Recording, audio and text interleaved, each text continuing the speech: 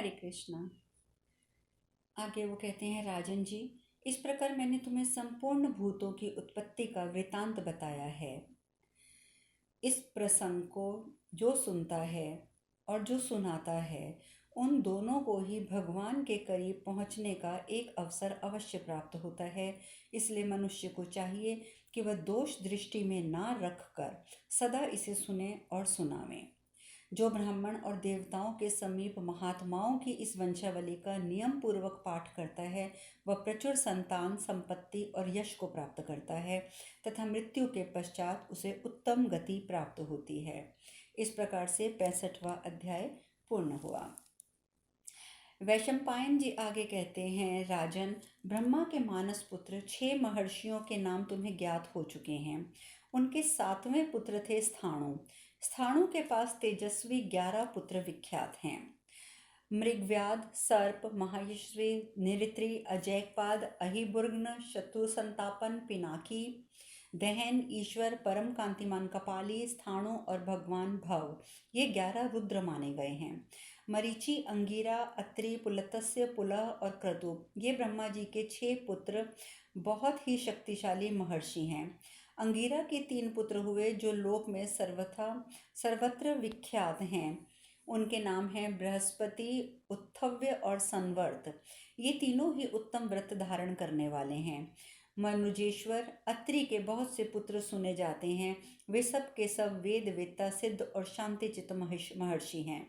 नरश्रेष्ठ, बुद्धिमान पुलस्त्य मुनि के पुत्र राक्षस, वानर, किन्नर तथा यक्ष हैं। राजन, पुलह के शरभ, सिंह, किमपुरुष, व्याघ्र, रीछ और इहामृग यानी कि भेड़िया जाति के पुत्र उत्पन्न हुए। क्रतु, यज्ञ के पुत्र क्रतु के ही समान पवित्र, तीनों लोकों में विख्यात, सत्यवादी, व्रतपरायण और भगवान सूर्य के आगे चलने वाले 60,000 वाल खिल्व ऋषि हुए। भूमिपाल, ब्रह्मा जी के दाहिने अंगूठे से महातपस्वी, शांति चित्त महर्षि भगवान दक्ष उत्पन्न हुए। इस प्रकार उन महात्मा के बाएं अंगूठे से उनकी पत्नी का प्रादुर्भाव हुआ। महर्षि ने उनसे गर्भ से 50 कन्याएं उत्पन्न की। वे सभी कन्याएं परम सुंदर अंगों वाली तथा विकसित थीं। प्रजापति दक्ष के पुत्र जब नष्ट हो गए, तब उन्होंने अपनी कन्याओं को पुत्रिका बनाकर और उनका विवाह पुत्रिका धर्म के अनुसार ही किया। राजन, दक्ष ने 10 कन्याएं धर्म को, 27 कन्याएं चंद्रमा को और 13 कन्याएं महर्षि कश्यप को दिव्य विधि के अनुसार समर्पित कर दी। अब मैं धर्म की पत्नी की बात बताता हूँ, सुनो। कीर्ति, लक्ष्मी, धृति, मेधा, पुष्टि, श्रद्धा, क्रिया, बुद्धि, लज्जा, मति, ये धर्म की 10 पत्नियां हैं। स्वयंभू ब्रह्मा जी ने इन सबको धर्म का द्वार निश्चित किया है, अर्थात इनके द्वारा धर्म में प्रवेश किया जा सकता है। चंद्रमा की 27 स्त्रियां समस्त लोकों में विख्यात हैं। वे पवित्र व्रत धारण करने वाली सोम पत्नियां काल विभाग का ज्ञापन करने के लिए नियुक्त हैं। लोक व्यवहार का निर्वाह करने के लिए सब की सब नक्षत्र वाचक नामों से युक्त हैं। पितामह ब्रह्मा जी के स्तन से उत्पन्न होने के कारण मुनिवर धर्मदेव उनके पुत्र माने जाते हैं। प्रजापति दक्ष भी ब्रह्मा जी के ही पुत्र हैं। दक्ष की कन्याओं के गर्भ से धर्म के 8 पुत्र उत्पन्न हुए, जिन्हें वसुगण कहते हैं। अब मैं वसुओं का परिचय देता हूँ। दर, ध्रुव, सोम, एह, अनिल, प्रलय, प्रत्युष, प्रभास, ये 8 वसु कहे गए हैं। ब्रह्मा जी के दाहिने स्तन को विदीर्ण करके मनुष्य रूप में भगवान धर्म प्रकट हुए, जो संपूर्ण लोकों को सुख देने वाले हैं।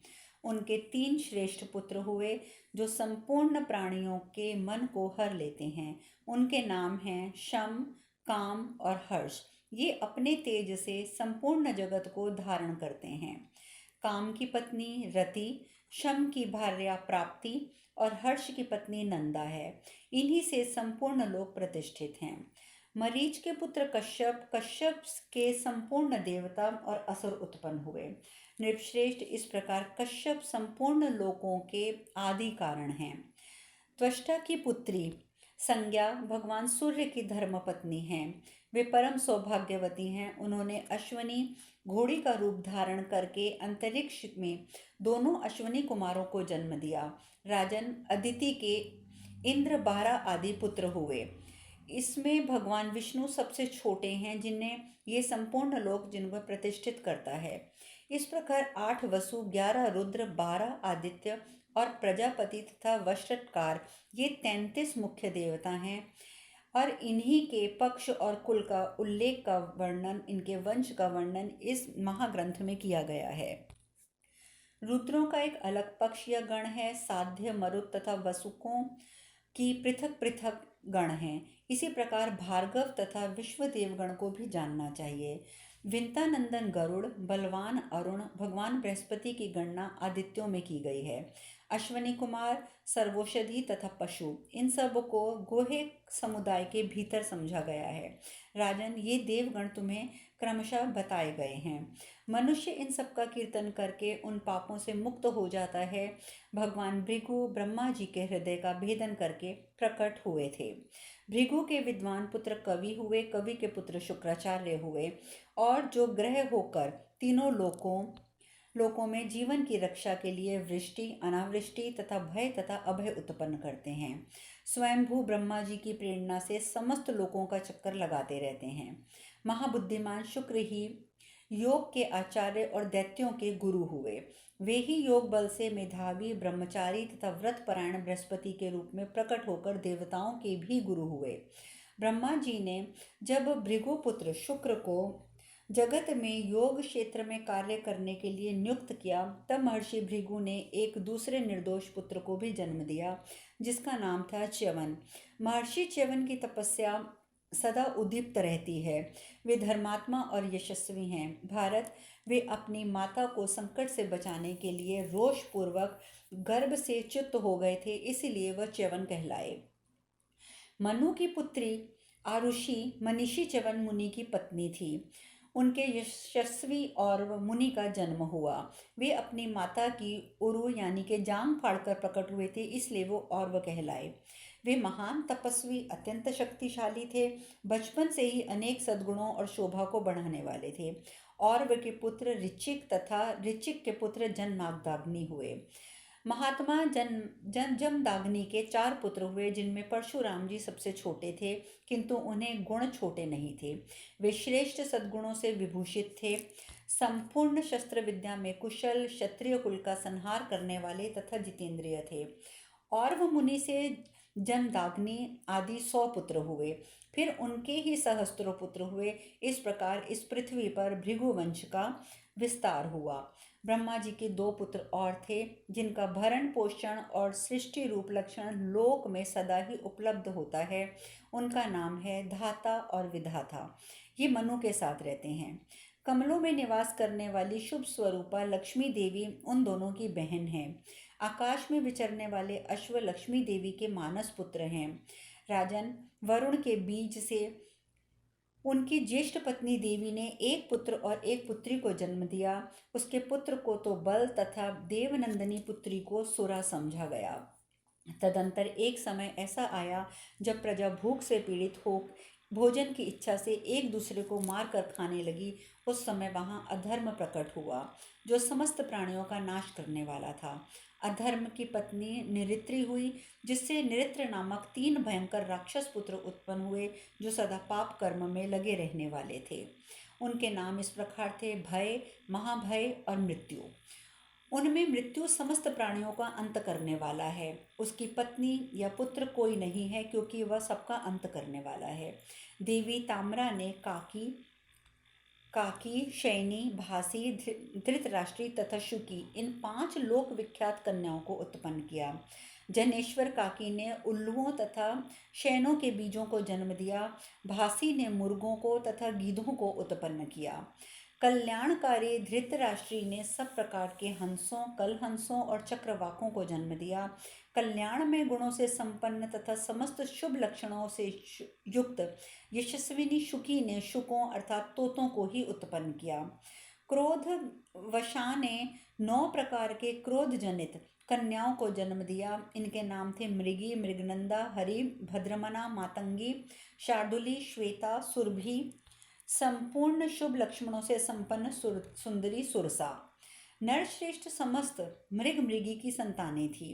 परम तप मृगमंदा से रीछ तथा श्रमर छोटी जाति के मृग उत्पन्न हुए। भद्रमान से एरावत हाथी को अपने पुत्र के रूप में उत्पन्न किया। देवताओं का हाथी महान गजराज एरावत भद्रमना का पुत्र है। राजन, तुम्हारा कल्याण हो। वेगवान घोड़े और वानर हरि के पुत्र हैं। गाय के समान पूंछ वाले लंगूर को भी हरि का पुत्र ही बताया गया है। शार्दुली सिंहों, अनेक प्रकार के बाघों तथा महान शक्तिशाली सभी प्रकार के चीतों को भी जन्म दिया, इसमें कोई संशय नहीं है। नरेश्वर, मातंगी ने मत वाले हाथियों के संतान के रूप में उत्पन्न किया। श्वेता ने शीघ्रगामी दिग्गज श्वेत को जन्म दिया। राजन, सुरभि ने 2 कन्याओं को उत्पन्न किया। उनमें से एक का नाम था रोहिणी, दूसरी का नाम था गंधर्वी। गंधर्वी बहुत यशस्विनी थी। भरत, तत्पश्चात रोहिणी ने विमला अनला नाम वाली 2 कन्याओं को उत्पन्न किया। रोहिणी से गाय, बैल, गंधर्वी से घोड़े और पुत्र के रूप में उत्पन्न हुए। अनला ने 7 प्रकार के वृक्षों को उत्पन्न किया जिनमें पिंडाकार फल लगते हैं। अनला ने शुकी नाम की कन्या भी हुई। कंक पक्षी सुरसा का पुत्र अरुण की पत्नी शयनी 2 महाबली और पराक्रमी पुत्र उत्पन्न हुए।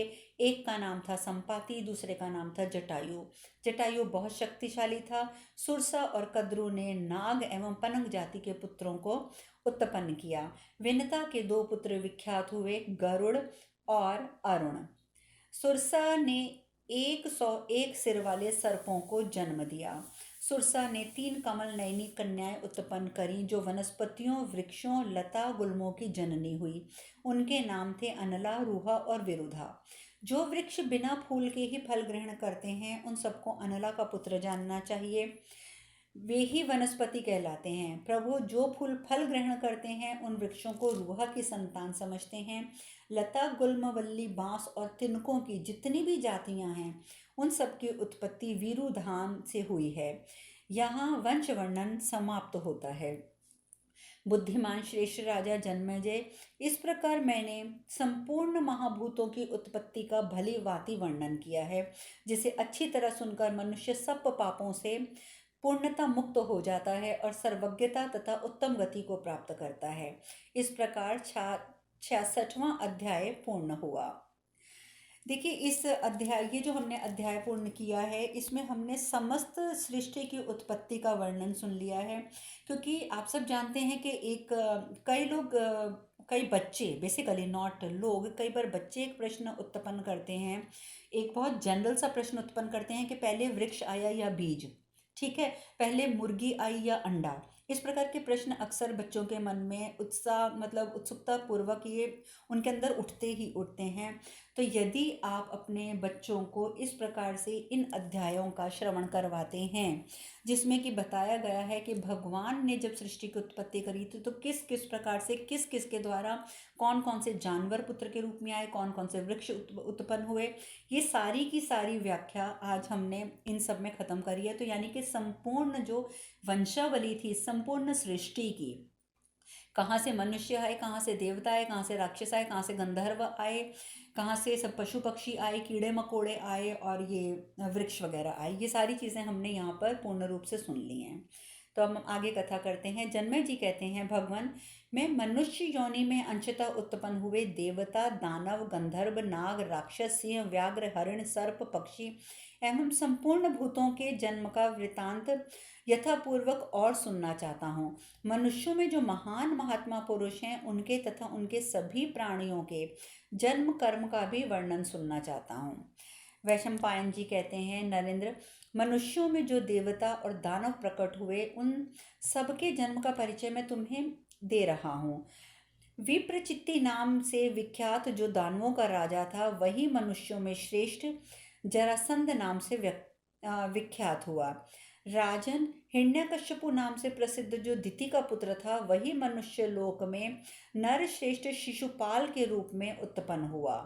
और प्रहलाद का छोटा भाई जो सनहाद के नाम से विख्यात था वही बाहिक देश का राजा शल्य हुआ। प्रहलाद का ही दूसरा छोटा भाई जिसका नाम अनुवाद था धृष्टकेतु नाम का राजा हुआ। राजन, जो शिबी नाम का दैत्य कहा गया है वही इस पृथ्वी पर ध्रुम नाम से विख्यात राजा हुआ।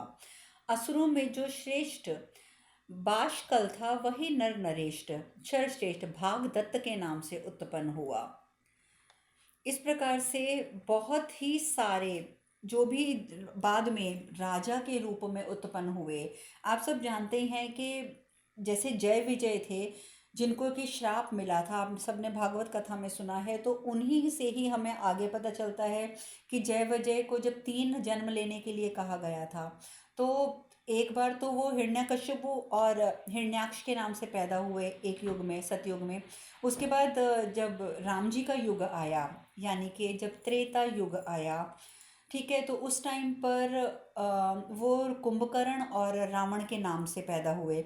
और उसके बाद जब श्री कृष्ण का काल आया यानी कि द्वापर युग आया तो उसमें वो शिशुपाल और दंतवृक के नाम से इनको तीनों जन्म मिले थे।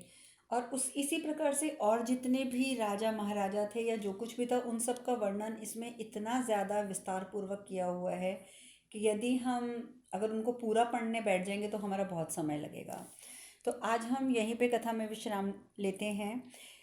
आगे के लिए मैं थोड़ा सा पहले खुद पढ़ूंगी और अगर आगे भी इसी प्रकार का वर्णन हुआ तो फिर हम उसको थोड़ा सा फॉरवर्ड करके और जो हमारा मुख्य केंद्र है इस कथा का वहाँ पर हम आ जाएंगे। तो बाकी कथा हम कल करते हैं। हरे कृष्णा, हरे कृष्णा, हरे कृष्णा।